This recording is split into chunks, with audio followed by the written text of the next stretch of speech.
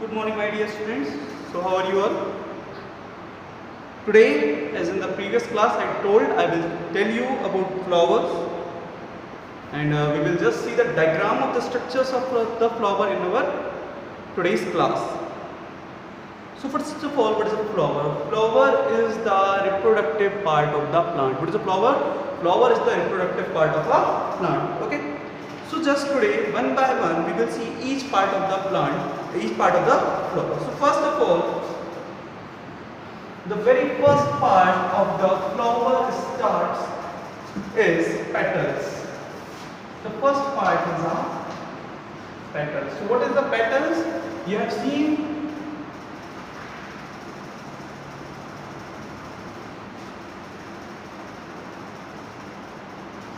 petals are usually bright in color. That we in Hindi se bhi se na pankhdiyan.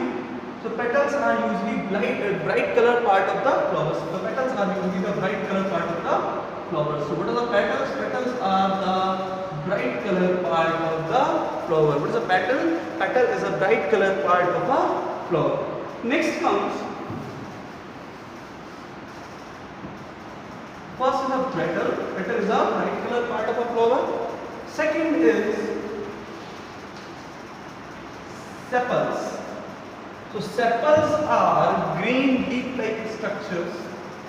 What are sepals? Sepals are green leaf-like structure. What are sepals? Sepals are green leaf-like structure that protect the part that protect the flower when it is in the bud form. So what is a petal? Petal is a brightly colored part of the flower that used to attract the insects. Then comes the sepals. So sepals are green part or green leaf-like structure of a flower which protect the flower when it is in the bud form. So what is the sepals? Sepals are the green leaf-like structure that protect the flower when it is in the bud form. Next comes your pistil. Next comes your pistil.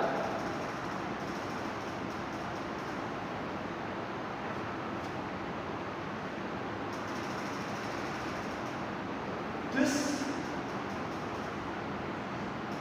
structure, this complete structure is known as pistil. This complete structure is known as pistil. Okay, my dear student, this is your pistil. Pistil is the female part of the plant. Pistil is the female part of the plant. Now, pistil consists of three parts. Pistil consists of three different parts. This pistil consists of three different parts. First part of pistil is stigma.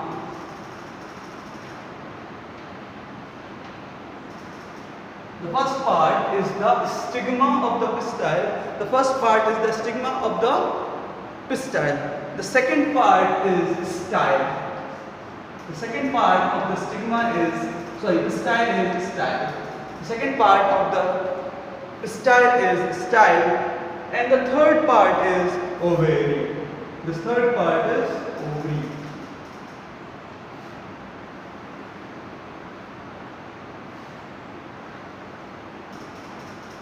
This third part of the flower is ovary. This third part of the flower is the ovary. What is the ovary? Ovary is a part of the plant that contains the seeds. Small seeds. These small seeds are called as ovules. These small seeds are called as ovules. Okay? So these three parts, stigma, style, ovary, when joined together, they form your pistil. So what is a pistil? Pistil is the female reproductive part of a plant. What is a pistil? Pistil is a female reproductive part of the plant. Pistil is the female reproductive part of a flower.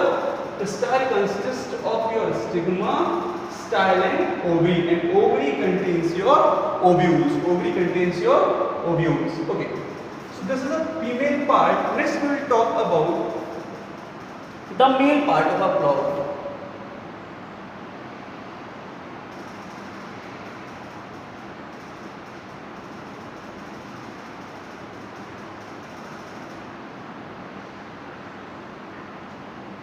Like here, it is here also.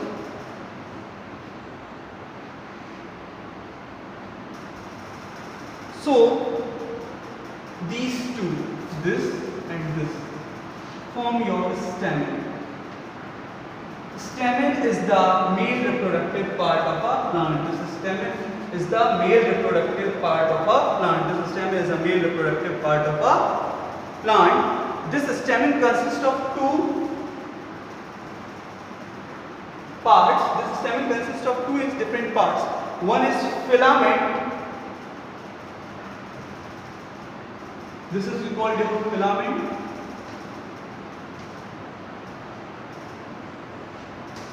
And this is called anther. This upper section is called anther, whereas this rod-like structure, this structure is called as filament. So the stamen is the male reproductive part of a plant. The stamen is the male reproductive part of a flower, and the stamen consists of your two parts. One is filament and another is anther. Anther contains your pollens. Anther contains a powdery substance like structure. Anther contains powdery substance. This powdery substance is known as pollens. These pollens are responsible for the reproduction in plants. These pollens are this pollen is responsible for the reproduction in flowers. Reproduction in plants. So what is the anther? What is the pollen? Pollen is a powdery substance that is present on the anther, which helps in the reproduction. So this is a structure of parts of flower. This is a structure of parts of a flower. So once again we will just see what's a petal. Petal is a brightly colored part of a flower. Petals are brightly colored part of a flower that are used to attract the insects, or humans. Next, what is a sepal? Sepal is a green leaf-like structure which protects the flower when it is in the form of bud. So what is a sepal? Sepals is a green leaf-like structure which protects the flower when it is in the form of a bud. So this is a sepal. After sepals, we comes to the female part of the flower. This is a female part of a flower, and this female part of a flower is called your pistil. This female part of your flower is called pistil. The female part of the flower is called pistil, and pistil consists of your three different parts. The upper part, or the cup-shaped like structure, is called the stigma. The upper cup-shaped like structure is called the stigma in pistil. Second, this small tube-like structure. This tube-like structure is known as the pistil. This tube-like structure is known as the pistil. And this now bottle shape. Now this bottle shaped structure is known as the ovary. This bottle shaped structure is known as the ovary, and ovary contains the ovules. Ovary contains the ovule. This is the pistil. Pistil is the female reproductive part of the flower. Next, after that pistil, we comes to the male reproductive part of the flower. After pistil, we comes to the male reproductive part of the flower. So the male reproductive part of the flower is called stamen. The male reproductive part of the flower is called the stamen. What is a stamen? Stamen is the male reproductive part of a flower. Stamen consists of your filament and anther. Stamen contains your filament and anther. And anther contains a powdery substance, and anther contains a powdery substance. This powdery substance is called pollens. This powdery substance is called as pollens, and these pollens are responsible for the reproduction in flowers. So these pollens are responsible for the reproduction in flowers. So as in the previous classes, we have learned a very beautiful definition of about the pollination. So what is the pollination? The transfer of the transfer of pollen grain from the anther to the stigma of the flower is called a pollination. So this was the structure of the flower. Now we just see how the transfer of this pollens takes place. How is the transfer of this pollens takes place in the flower?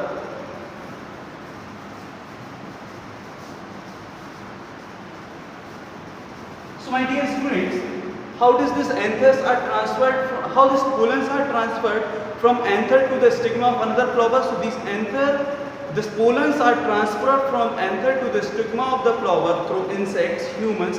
Whenever we touch these flowers, so some of the pollens or some of the pollen grains is usually get to stick in our hands or used to get stick in the legs of the animals or any in other way, or it is also transferred through air, wind or water.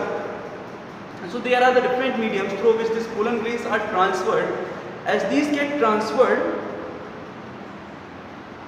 so they get transferred from the anther to the stigma of the flower. They get transferred from the anther to the stigma of the another flower, and when they get transferred, they helps in the reproduction. So the process through which the pollen grains are transferred from anther of the stigma to the stigma of the flower is known as the pollination. The transfer of pollen grains from the anther to the stigma of the flower is called as the pollination, and various factors are responsible for the transfer of pollen grain from one flower to another flower, like human, insects, birds, water, wind and air. Now my dear students, how do this pollination occurs? So pollination usually occurs through the insects, and how these insects are attracted by the flowers. These insects are usually attracted either by the smell, that is somewhat we have seen the rose plants. Rose plants have a very beautiful smells. And in the same way many other flowers also have the beautiful smells. So due to the smell of the flowers or through the color of the brightly colored of the flowers, the insects are usually attracted by the flowers, and these pollens are transferred from one flower to the other. So these pollens are transferred from one pollens to other. Now my dear students, this was the process called reproduction. This was the process of reproduction which occurs due to the pollination. Now my dear, what happens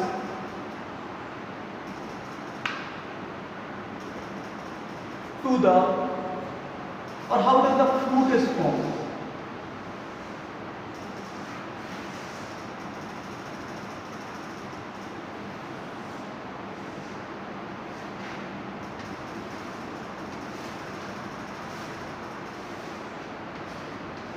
How does the fruit is formed in plants? So actually what happens when the flowers get dried up, the petals and sepals are usually dried and they are removed away from the flowers. After the flower get dried up, the petals and sepals are removed away from the flowers. When they are removed away from the flowers, this ovary generally swells up. This ovary swell up and turn into fruit. This ovary usually swell up and turn into fruit. This ovary just gets swelled up and turn into fruit, whereas this ovules turn into the seeds. This ovules get turned into the seeds. This ovary gets swelled up and turn into the fruit of the plant, and this ovules get bigger in size and turn into the seeds. So after the pollination and after the reproduction, after the few times, this flower is changed into the fruits. And how does they are changed into the fruits? They are changed that in the way that the ovary turn into the fruit. That is the ovary turn into the fruit. Ovary gets swelled up and it converts into the fruit. Whereas this ovules just becomes big in size and they get turned into the seeds. They get turned up into the seeds. As it is a very beautifully given in your book. The three different diagrams are given in your book. So ovary turn into the fruit and ovules turn into the seed. This ovary turn into the ovules, and this ovary turn into the fruit and ovules turn into the seed. Now we will just see what is a seed. So from where the seed is formed? formed, seed is generally formed from the ovules. From where the seed is formed from the ovules. Now we will just see the structure of the seed, and for knowing about the structure of the seeds, we have taken kidney bean seeds, that is rajma, that is in Hindi we say it is rajma. We will see that what is the structure of the seed, and for seeing the structure of seed, we have taken a kidney bean seed, that is called rajma. So this is a hole in the seed coat, and then why this hole is made in the seed coat, we will just see. So first of all, we will draw the diagram of the inner part. This is a kidney bean seed. We have taken a kidney bean seed. Now we will just open this kidney bean seed. Now we just cut it into two halves, and just we will draw the two parts of the kidney bean seed. Just we have cut this kidney bean into two parts.